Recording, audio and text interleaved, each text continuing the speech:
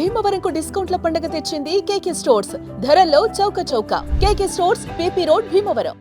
అసలు పాకిస్తాన్లో ఏం జరుగుతుంది? పాలకుడు ప్రధానమంత్రా లేక సైన్యాధ్యక్షుడా?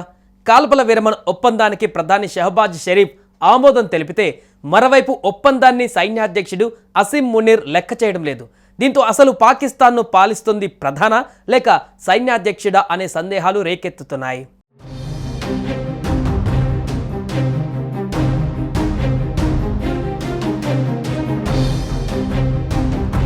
భారత్పై యుద్ధం సంగతి పక్కన పెడితే అసలు పాకిస్తాన్ ప్రభుత్వంలో ఏం జరుగుతుంది అన్న చర్చ మొదలైంది.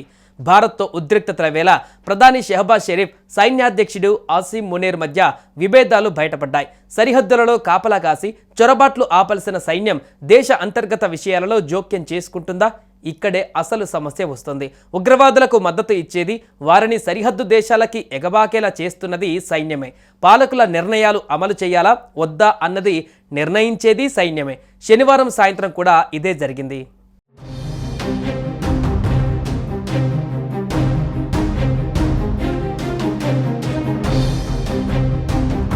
కాల్పుల విరమణ ఒప్పందాన్ని అంగీకరించింది పాక్. ఆ దేశ ప్రధాని షహబాజ్ షరీఫ్ కూడా ఇదే ప్రకటించారు. ఒకవైపు కాల్పుల విరమణకు అంగీకరించి మధ్యవర్తిత్వం చేసిన దేశాలకు షరీఫ్ ధన్యవాదాలు చెబుతుండగా, మరోవైపు పాక్ సైన్యం కాల్పుల విరమణ ఒప్పందానికి తూట్లు పడిచింది. శ్రీనగర్లో డ్రోన్ దాడికి పాల్పడింది. దీంతో అసలు పాకిస్తాన్ను పాలిస్తుంది ప్రధాన లేక సైన్యాధ్యక్షుడా అనే సందేహాలు మొదలయ్యాయి.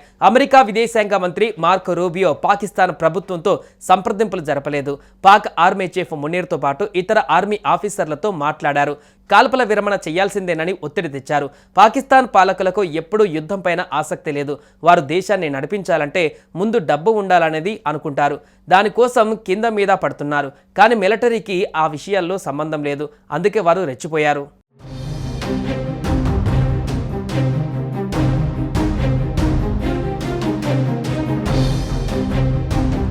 పాకిస్తాన్ పాలకులు మిలిటరీ ప్రభావాన్ని రాజకీయాలపైన తగ్గించుకుంటేనే పరిస్థితి మారుతుంది.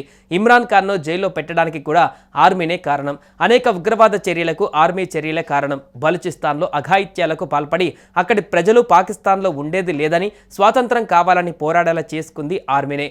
వారి ఉగ్రవాదానికి బలవుతోంది ఆర్మీనే. అది చాలదన్నట్లుగా కాశ్మీర్ పైన వ్యాఖ్యలు.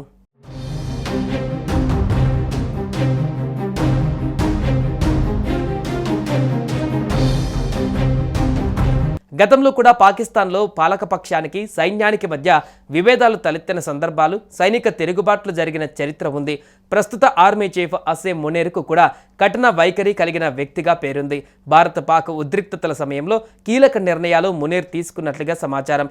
పహల్గామ్ దాడికి కొద్ది రోజుల ముందు కూడా కాశ్మీర్ను పాకిస్తాన్ జీవనాడి అని మునీర్ వ్యాఖ్యానించారు. ఈ వ్యాఖ్యలే ఉగ్రవాదులను రెచ్చగొట్టాయని భారత విదేశాంగ కార్యదర్శి విక్రమ్ మిస్రీ ఆరోపించారు. మొత్తంగా పాక్ ఆర్మీలో మునీర్ లాంటి ముషరాఫ్లు ఉన్నంతకాలం ఆ దేశం బాగుపడదు. ఆర్మీ తన పని తాను చేసుకోకుండా ఆ దేశ వ్యవహారాలలో జోక్యం చేసుకున్నంతకాలం పాక్ దుస్థితి మారదంటున్నారు.